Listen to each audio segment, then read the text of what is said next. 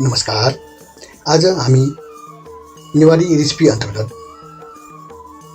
खजुरी र निम्की कसरी बनाउने भन्ने बारेमा जान्न गइरहेका छौँ। यो एक परम्परागत परिकार हो।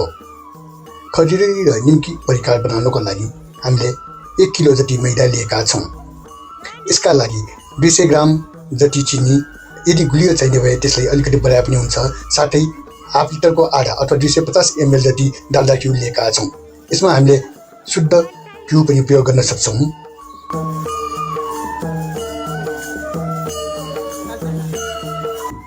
यसका लागि हामीले 2 लिटर जति पटवासको तेल पनि लियौँ। साथै चिनी घोल्न अर्थात् पिठो मुस्नको लागि हाफ लिटर जति पानी पनि लियौँ। यो परिकार बनाउनको लागि नेवारहरूले डो भन्ने भाँडोमा बनाउने गरिन्छ। साथै यो नपाएमा हामी कराईमा पनि बनाउन सक्छौँ, तर डो भन्ने भाँडोमा बनाउँदा धेरै सजिलो र राम्रो हुन्छ। अब चिनी घोल्नको लागि एउटा प्यानलाई तताउँ र चिनी खन्याउँ, अनि अघि छुट्याएको हाफ लिटर पानी पनि त्यसमा खन्याउँ। यसरी तातो पानीमा चिनी घोल्दाखेरि चाँडै घोल्ने र पिठो पनि तातो भएर बस्छ। यो चिनीलाई हामीले चिसो पानीमै पनि हातले पनि घोल्न सक्छौँ।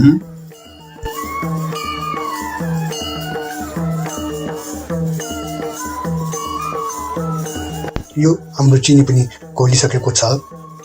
अब हामी यसलाई निकाल्छौँ र अघिको डाल्डा घिउलाई पनि पगाल्छौँ।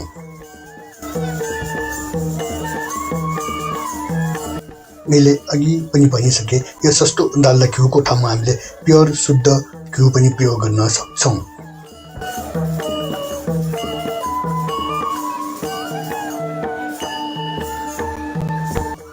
यो घिउ पनि पूर्ण रूपमा पग्लिसकेको छ। अब हामी आगो निभाएर अघिको चास्नी अर्थात् चिनी र पानीको घोललाई यसमा बिस्तारै खन्याउँछौँ।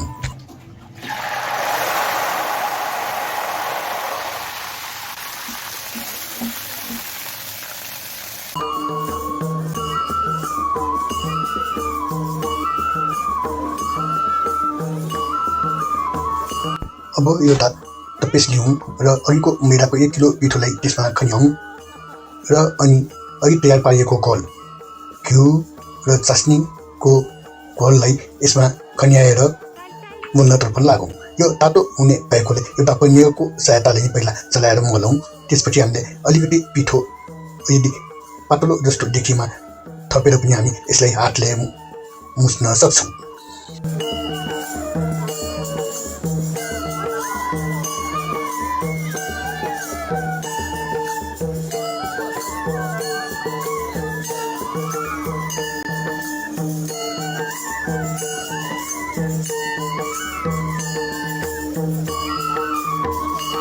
यो हाम्रो पिठो पनि मुस्न पुग्यो।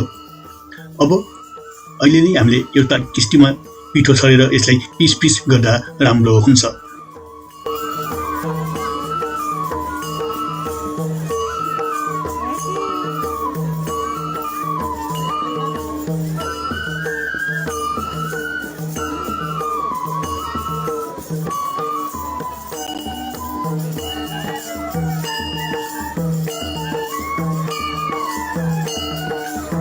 यो पिठो अलिअलि गिलो जस्तो भएकोले अब हामी यस्तो भएमा अलिकति पिठो माथिबाट छर्कन सक्छौँ। यसको काम पनि पुरा भयो। अब हामी अघिको 2 लिटर तेल डोमा खन्याउनतर्फ लागौँ।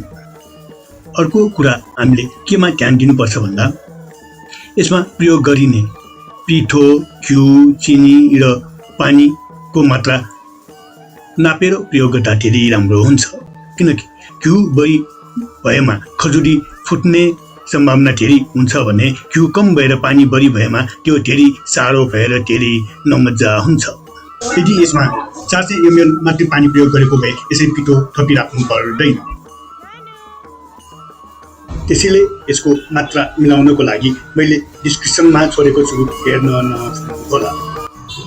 अर्को ध्यान दिनुपर्ने कुरा के छ भने तेल मनतातो हुँदाखेरि यो खजुरी बनाउँदै राख्दै गर्दा राम्रो हुन्छ। अझ तेल मनतातो भएपछि आगो निभाएर खजुरी बनिसकेपछि मात्रै आगो बाल्दा राम्रो हुन्छ। अर्थात् धेरै तातो तेलमा खजुरी बनाउनु हुँदैन। त्यस्तै गरेर यसमा बुट्टा भर्ने पनि चलन छ, जसको लागि हामीले झाँझरको बुट्टालाई नै पनि बनाउन सक्छौँ भने काइयो प्रयोग गरेर पनि बुट्टा राख्ने चलन छ।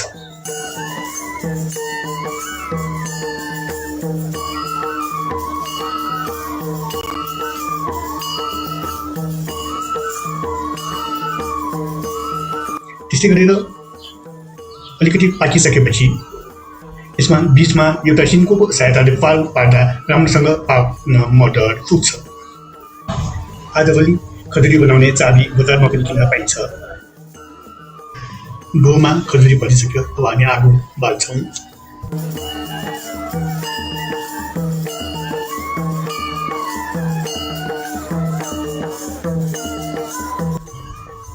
यो पाक्न थालेपछि खैरो खैरो भएर आउँछ। अब यसलाई एकचोटि पल्टाइदिउँ।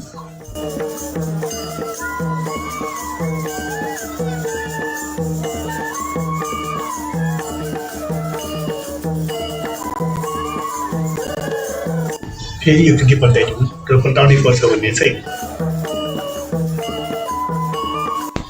यो हाम्रो खजुरी पाकिसकेको छ। अब हामीले आगो निभाउन सक्छौँ। माथिल्लो भाग अलिअलि सेतो हुँदै निकाल्दा यो पाकेको सरहरै हुन्छ र बुट्टा पनि हुन्छ, त्यसैले यसरी निकाल्ने चलन छ।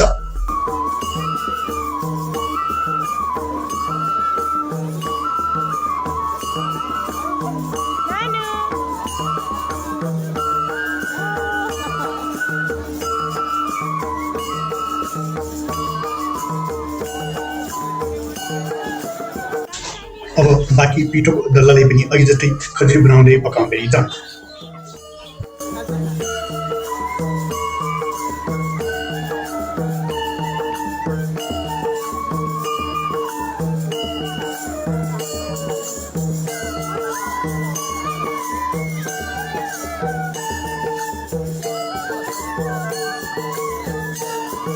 यही पिठो अथवा यसरी नै तयार पारिएको पिठोबाट पनि हामी निम्की बनाउन सक्छौँ, जुन हामी बनाउन जानेछौँ।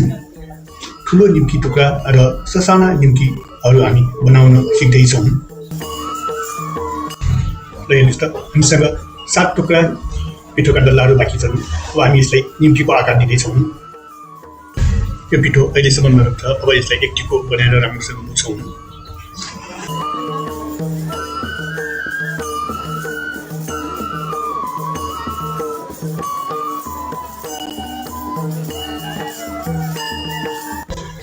अब यसलाई 1 सेन्टिमिटर जति मोटो हुने गरी रोटीको आकार दिउँ।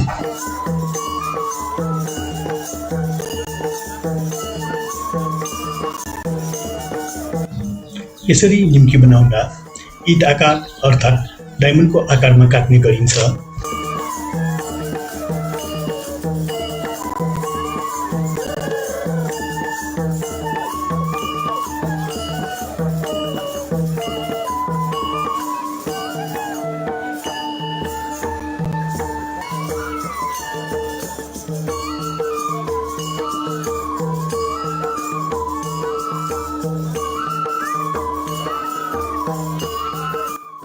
अब यस उब्लेको पिठोबाट हामी ससाना टुक्राका निम्कीहरू बनाउनेछौँ। यसमा जुवानो मिसाउने चलन छ।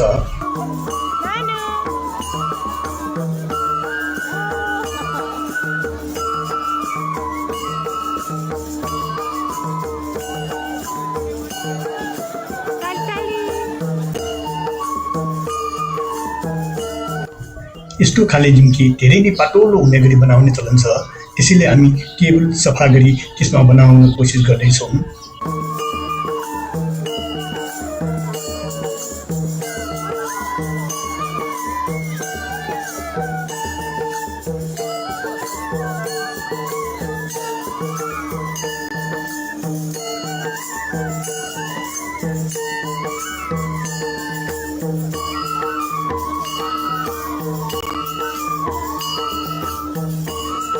यस्तो निम्कीको आकार आफूलाई जुन मनपर्छ त्यही बनाए पनि हुन्छ।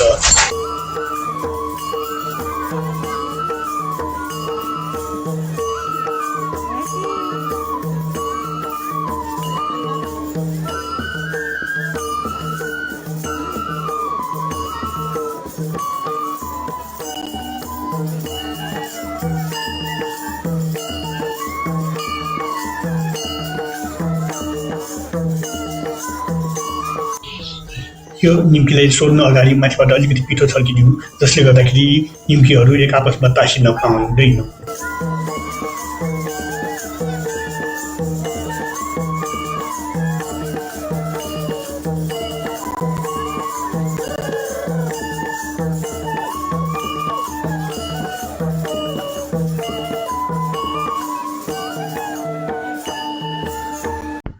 खजुरीलाई जस्तै यसलाई पनि मधुर आगोमा पकाउनुपर्छ। तेलमा हालेको लगत्तै एकचोटि चलाइदिउँ, जसले गर्दाखेरि यो छिटो हुन पाउँदैन।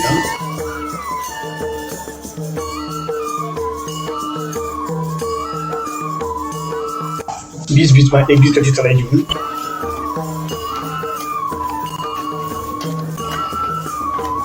यो निम्की अलिअलि खैरो भए पछि नै पाकेको हुन्छ, अर्थात् यो पाकिसके अब हामी यसलाई निकाल्छौँ।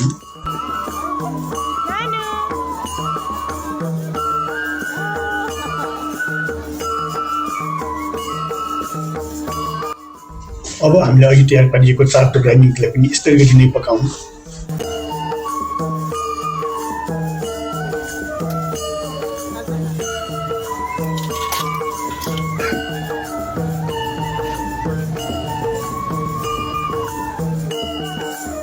सानो टुक्राको निम्की बनाउँदाखेरि चिनी भन्दा नुन एकदम राम्रो हुन्छ। त्यसैले हामी नुन राखेर अब 200 ग्राम जति मैदाको निम्की बनाउन जाँदैछौँ, जसको लागि जुवानो 1 चम्चा, चिनी 1 चम्चा र पानी 100 एमएल जति भए पुग्छ। यसलाई नरम बनाउने हो भने घिउ अलिकति पनि प्रयोग गर्न सक्छौँ। अब यी सबै मिक्स गरेर पिठो पनि मुछिहालौँ न त।